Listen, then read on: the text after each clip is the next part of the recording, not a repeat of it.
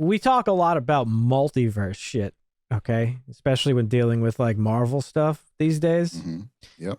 Well, little may people know is that a famous horror movie franchise has its own little multiverse, and that is Halloween.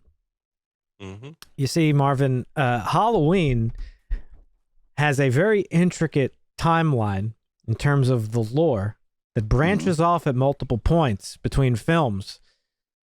So, with Halloween Ends coming out in a couple of days, I thought, as the resident Halloween expert here at Harsh Language, it was my duty to sort of provide the people with a bit of a guideline through the Halloween franchise timeline, because it does get kind of fucking confusing. So, you know, people going into Halloween Ends might be thinking some stuff that they shouldn't be thinking. Okay. So we're going to go over it. Super confusing if you think about it. It's not kind of confusing. No, yeah, it's super confusing. Yeah. It's a maze. You've got literally, let's see, 1, 2, 3, 4, 5, 6, 7, 8, 11 Halloween films, 12 maybe if my math is off, in the franchise. So I think a little bit of explaining is in order. So let's get into it. You ready, Marvin? Strap in. I'm ready. The franchise, of course, kicks off with John Carpenter's original Halloween in 1978. And this is where we get our introduction to good old Michael Myers, the horror movie icon. The film starts off through the perspective of an unknown person sort of watching this girl at home with her boyfriend, and they do the things teenagers home alone do at night. And it takes place on Halloween night. We could see a jack-o'-lantern out on the porch. And this first-person perspective that we're looking through the eyes of pulls a knife out of the kitchen fucking counter, or a drawer in the kitchen counter, puts on a fucking clown mask, goes upstairs and fucking stabs the shit out of this girl who just had sex and she's brushing her hair in front of the mirror. The scene concludes with the perspective changing, and we see the eyes we've been looking through is none other than Michael Myers, a child. And he's just standing there with that fucking knife in his hand, his parents stunned, and that blank, pale, emotionless face. And fast forward, Michael Myers was kept in a facility for 15 years under the care of Dr. Loomis. And he escapes one night and goes off on his merry way. Well, turns out he Not just one night. What do you mean? He escapes on a very particular night. Well, he doesn't escape on Halloween. He escapes before Halloween. Oh, yeah. Okay. And he scurried off back home to Haddonfield. And he's hiding out in his childhood home, which is now a derelict house, being sold by Strode Realty. And Laurie Strode, the daughter of the realtor agent, is tasked to drop the keys off for some clients later. And as she's dropping the keys off, old Michael is in the house and he watches her. And boy, does he get infatuated, because the rest of the movie he spends stalking her and her friends, butchering them one by one until the final showdown, where he is shot by Loomis 6 times and he falls off the balcony. Dr. Loomis looks over the ledge and Michael's gone, nowhere to be found. Mm-hmm. And as I've said many times, that was supposed to be it. And what an effective ending that is for a movie, right? It really drives home that premise of, like, Michael Myers, like, he's not a human, nor is he, like, he's not quite human. He's not quite supernatural. He's just a force, like the weather. He comes and goes. And that was a very, very effective ending. John Carpenter's a genius. Right. However, Marvin, you know, they went and fucked it up. when the ching starts coming in, you can't not make a sequel. And Halloween, for being a low budget movie, went on to be at the time, for many years actually. I think Blair Witch is the only movie the first movie to usurp it. You leave a comment down below and fact check me on that. But I'm pretty sure up until Blair Witch, Halloween was the most successful independent film ever for a very long period of time. Oh, okay. But thanks to the movie's success, the studio wanted to get a sequel.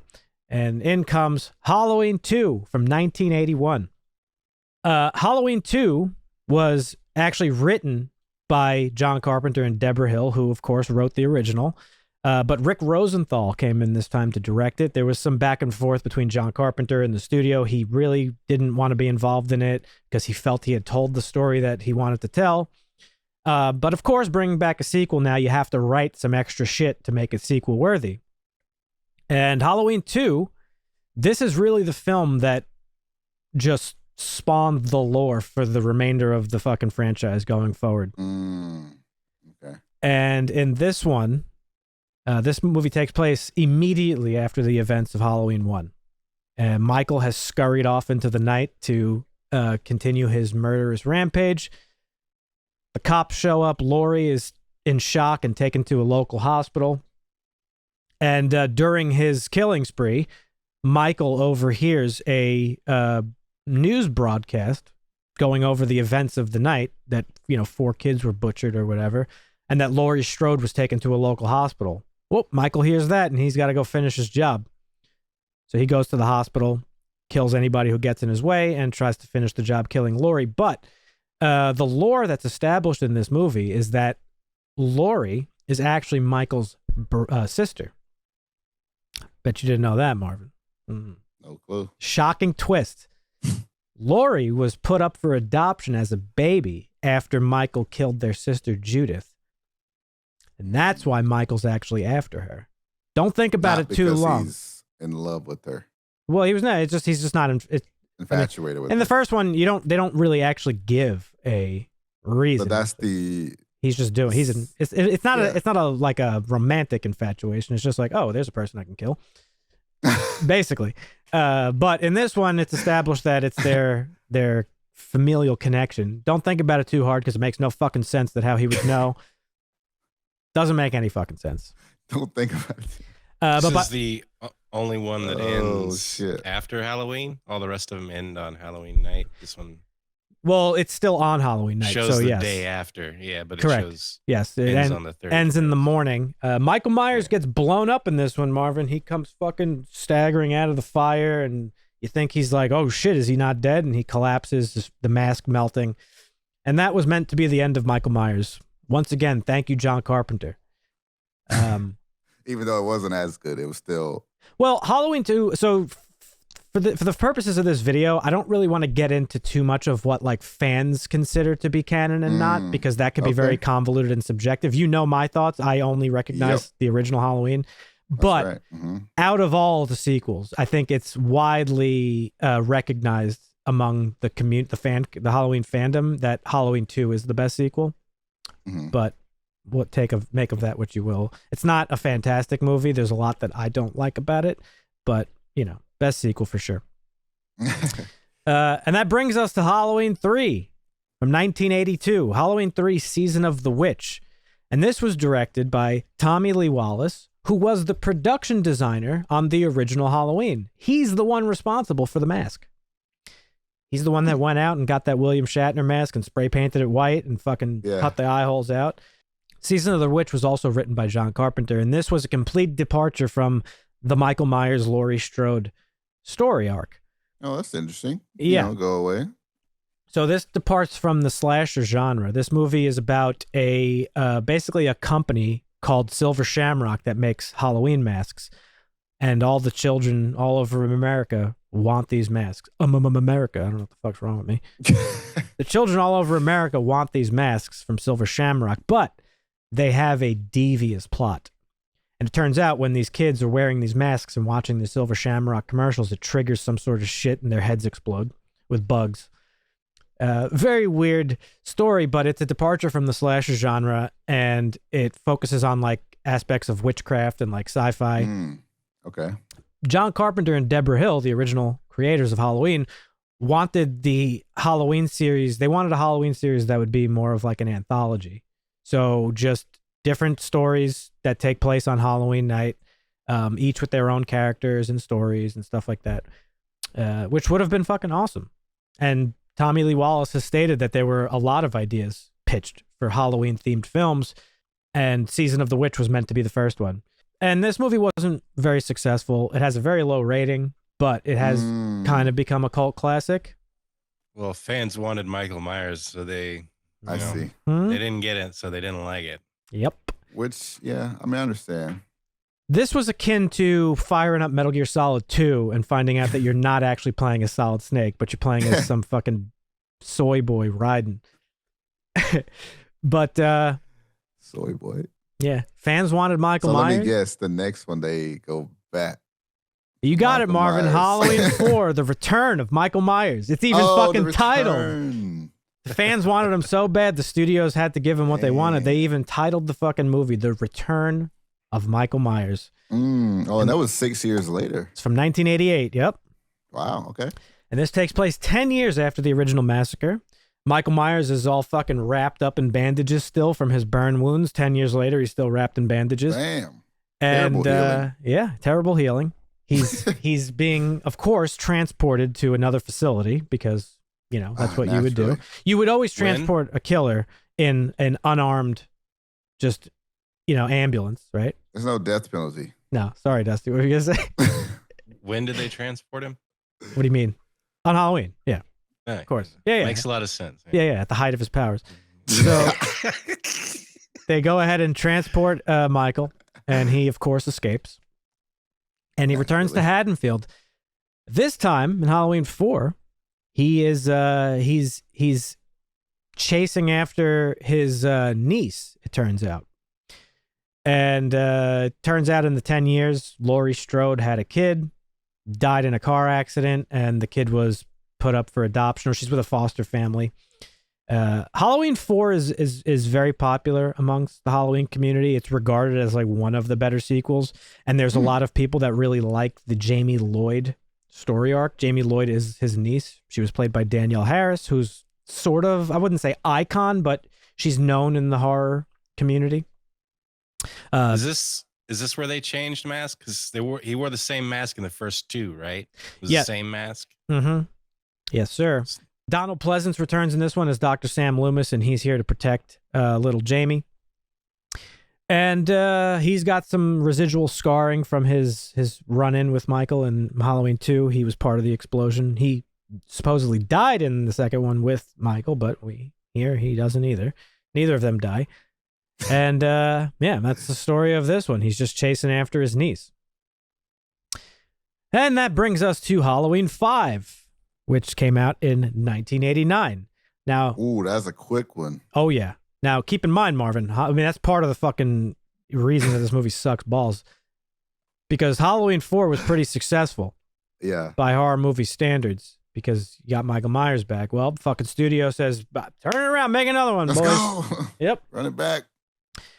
And you know, this is more of the same story. Michael, at the end of the fourth one, he gets fucking blasted by a firing squad. Well, in this one, it turns out he just floated down a little babbling brook, a little river, picked up by a hermit, nursed back into health, and resuscitated. And this takes place 1 year after the previous one, and he comes back to, you know, kill his now mute niece. She's mute from the trauma of that experience. But this movie also establishes little more lore, Marvin. So it introduced some supernatural elements to the series, as Jamie has a now telepathic link to Michael. Okay.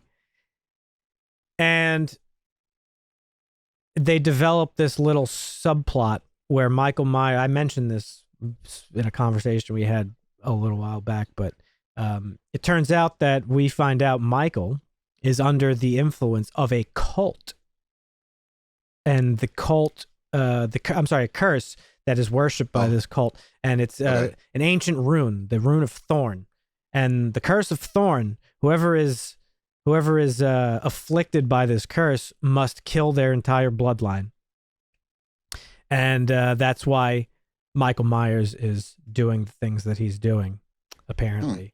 And apparently, yeah. Was he born cursed, or was it cast upon him? Well, that's a little up in the air. I believe he was. I forget if they actually. I think they explain it in the next one we're going to talk about here. But this movie was actually cut a little bit fucked up because the final cut of the film featured a mysterious character called the Man in Black. The film ends with Michael in prison, still wearing. Oh no, he doesn't have his mask on. I forget actually. Anyway, he's in prison. He's in like a holding cell in some jail, and the Man in Black shows up and fucking frees him. He looks like a cowboy. Yeah. What? Yeah. So this was in the final cut of the movie, but the Curse of Thorns subplot was actually largely minimized in this movie, and audiences and critics alike were very confused. And that's where we arrive at Halloween 6. Marvin, what do you think the title is? Halloween 6. Ooh. So 6. Oh Yeah. man. Keep in mind, we got the return of Michael Myers. The Revenge of Michael Myers. What do you think this one's called if it's got to do with curses? The Curse of Michael Myers. There you go. Halloween 6, The Curse of Michael Myers. This one came out in 1995. This is one of Paul Rudd's earliest films. Huh. And this one has a lot of backstory to the production, which I won't even get into because it's super convoluted. There's like 4 different cuts of the film and scripts and all sorts of shit. There's a theatrical release and a home video release and all sorts of crazy shit that I don't have the time to keep up with, nor the interest. Yeah. But the movie that we got is about, it's 6 years later. Jamie Lloyd is now grown up. She has a kid of her own. This was actually Donald Pleasance, who plays Sam Loomis. This was actually his last appearance in the series. He died shortly after filming this one. And at the end of the film, I don't even remember it, to be perfectly honest with you, but Michael has a tattoo on his wrist. It looks like a thorn. Looks like an ancient rune type of symbol. At the end of the film, that magically appears on Donald Pleasant or Loomis's wrist, and he goes, just some weird scream thing. And what transpired there is sort of beyond me. I'm not really 100% sure. But these first 6 films, this is the canon. This is the timeline. Halloween 1 through 6. And this is where we get our first deviation in the timeline. I mean, you could say Halloween 3 was a deviation, but that's sort of a standalone since it was considered like an anthology. Yeah. Okay. Here's where H2O? we get. Yeah, this is where we get our first deviation. Halloween H2O that came out in 1998. Yeah. 20 years after the original. Yep. 98. Maybe I saw this one 98. So this was actually directed by Steve Miner, and it was written by Robert Zappia, I believe his name is. And he's not the one I'm thinking of. It was written by one of the writers of the Scream films.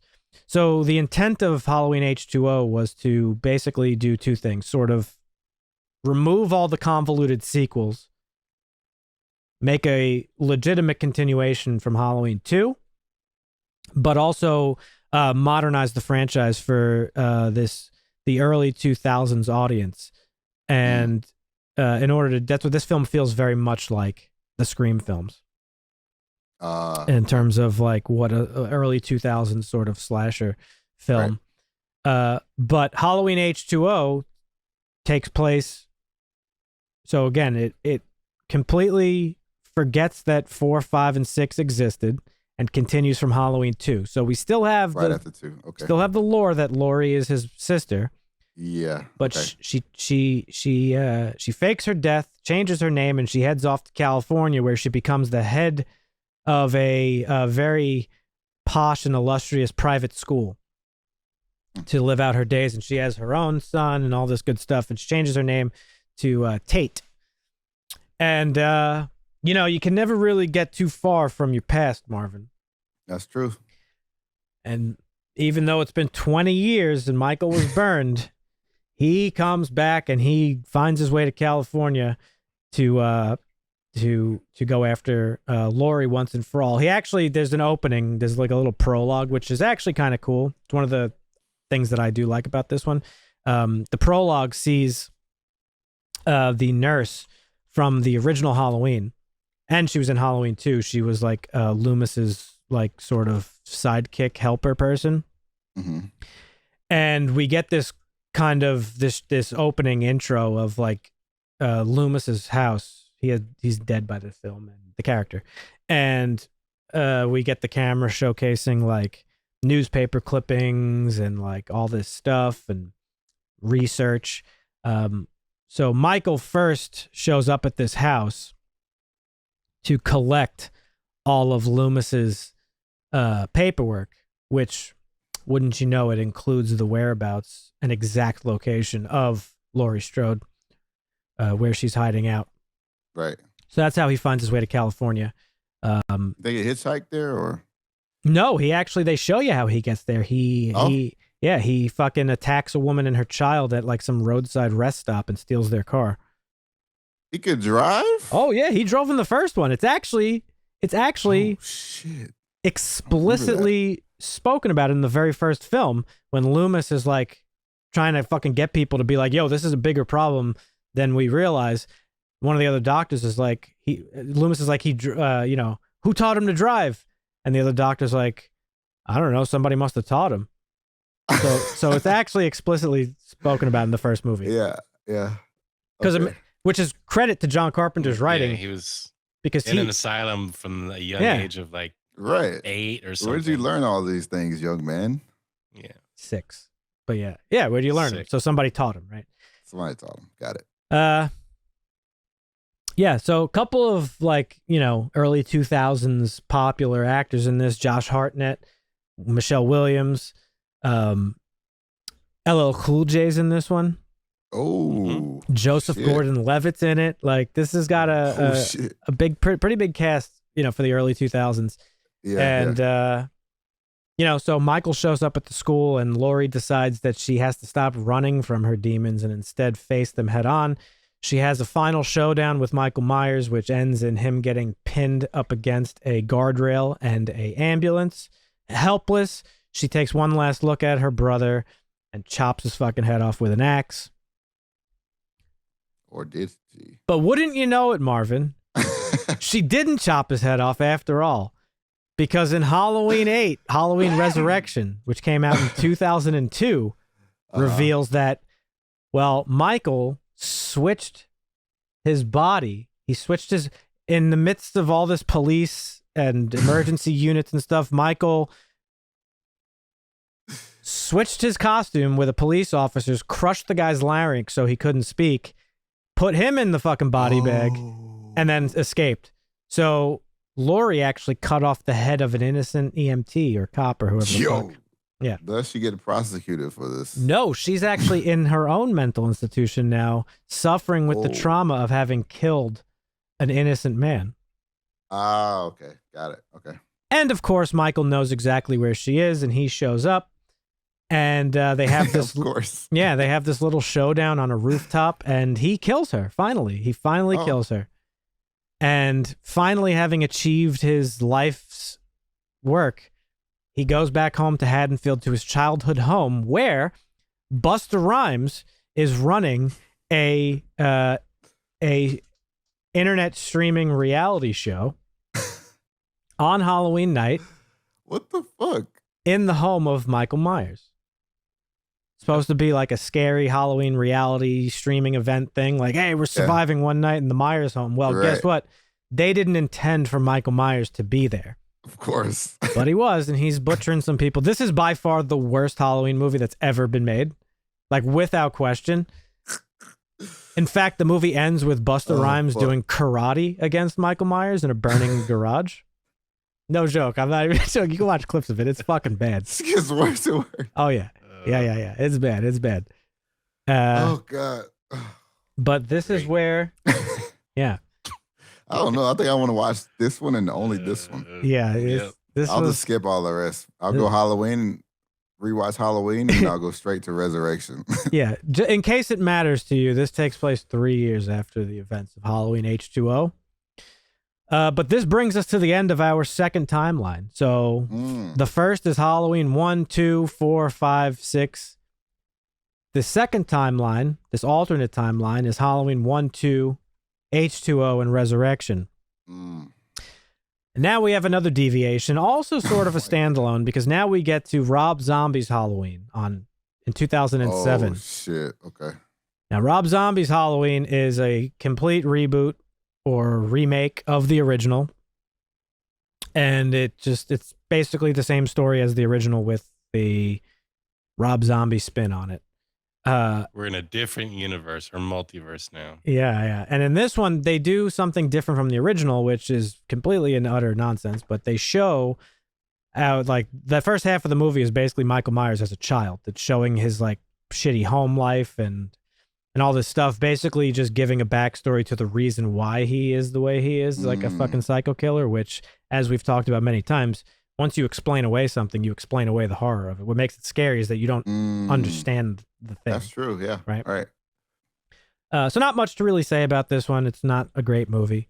And that leads us to Rob Zombie's Halloween 2 in 2009.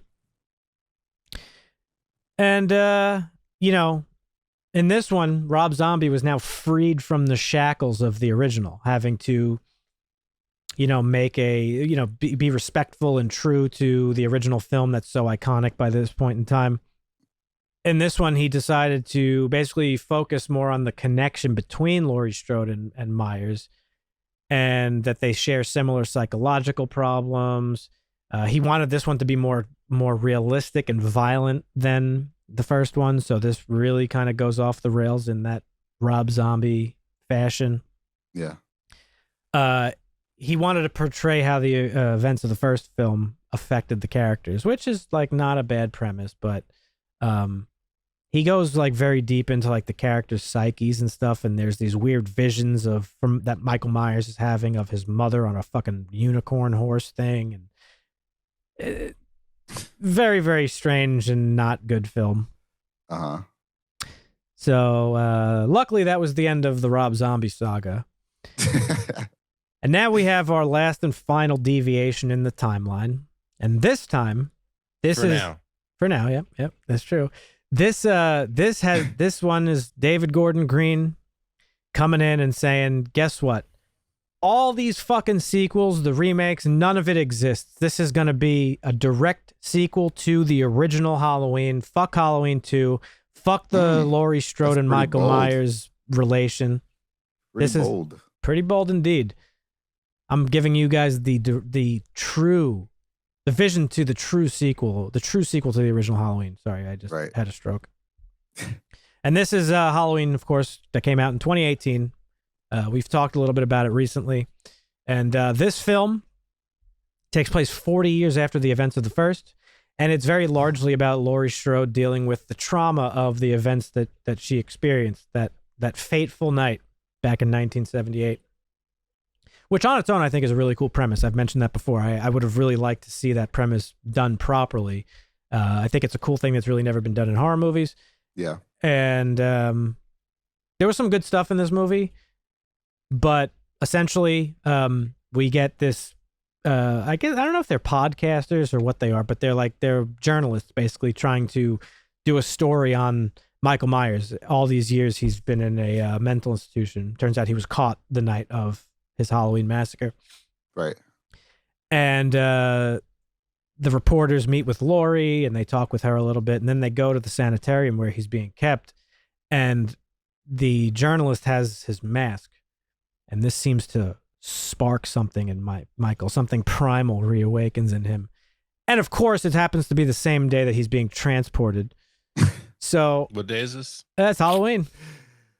And during the transport, he of course escapes, and he goes back looking for Laurie. But this time, she's fucking prepared. In fact, she's waited for the last 40 years. She spent preparing for this moment. She's sacrificed relationships with her family and her friends, and she lives like a fucking hermit, all to prepare for fucking Michael's return that she knew was coming someday. And she's got her house set up like fucking Kevin McAllister in Home Alone. There's all sorts of traps. She built like a fucking panic room basement and all sorts of crazy shit. And by the end of the movie, she traps him, outsmarts him, traps him in the basement, sets the house on fire, and she is taken away on a police car or something with her granddaughter and her daughter. But wouldn't you know it, Marvin? The heroic local fire department showed up to put that fire out. And we got Halloween Kills that came out in 2021. Yep. And the fire department, one of these fucking firefighters, notices, hey, is there somebody down there? Sure is. And he's about to crush your fucking larynx. Mm-hmm. Yeah. Michael take the axe and do a little work. Michael emerges from the flaming house with the fucking fire axe and just absolutely, he like 1v8s like these firefighters. Yeah. Mm-hmm. This is the movie where they turn Michael into the Terminator. And this film takes place, of course, on the same night. He goes on and continues his rampage. There's this very, very weird subplot about like mob mentality that plays out in like one of the craziest scenes I've ever seen in a movie. Not crazy good, crazy bad. There's this crazy hospital fucking like riot thing, and yeah, I don't know. Not a great movie. Don't know what David Gordon Green was thinking with this one. Yep, they mistake some 5'5", 300-pound guys with like Myers. severe mental illness as Michael Myers. Oh. Yeah. And they just take him out as a mob. Yeah. Oh my God. He's like running from the mob, and the mob, he like ends up falling out a window, which is one of the most gruesome scenes I've seen in a horror movie. Shit. And the mob eventually catches up to Michael, and they fucking beat his ass in the middle of the street. But guess what? He's too fucking strong. He gets up and kills everybody, eventually kills Laurie's daughter. We talked about this in the little cliffhanger. Yeah. And scurries off into the night, apparently, because now in 2022, we are getting Halloween Ends. The saga of Michael Myers and Laurie Strode comes to a spine-chilling climax in this final installment of the franchise. Mm-hmm. And here we are. So this is the final timeline. So really, there's like 3 distinct timelines that have specific continuity. Yeah. And you could see how convoluted it is, Marvin. That's ridiculous. I didn't even know it was this. Right. So being somebody like yourself, you know, you mentioned it when we talked about Hellraiser that you went and did a little research on the old movie, right? Yeah. If you were to sit down and watch this and you research the franchise, you're going to be like, oh shit, they're brother and sister, and this is the fucking curse and all this stuff. So I just felt, again, it was my duty to make sure that anybody going into this film without a vast knowledge of Halloween, that they would not be steered wrong. That's crazy. So Halloween 2018, they're not brother and sister. No, this one, that was established in Halloween 2. Got it. Mm-hmm. Right. Okay. This is just weird guy with a mask killing a bunch of kids at night. Just pure evil running around. Continuation of that. Yep. And guess what? Evil dies tonight. Allegedly. Yeah, allegedly. They didn't die the other 16 times. But we'll see what happens in this one. We will surely have a review shortly after that movie is released, so check back with us. In fact, consider subscribing to the channel if you have not done so already. I hope this was a good lesson in the intricate timeline of Halloween. Okay, good. I'm glad. But yeah, leave a comment down below, folks. Let me know if I fucked anything up. I'm sure I did. There's a lot of information in there, and a lot of this stuff I've forgotten over the years. So feel free to leave a comment down below and correct me where I was wrong. And yeah, we'll catch you in the next video. See ya. Hasta.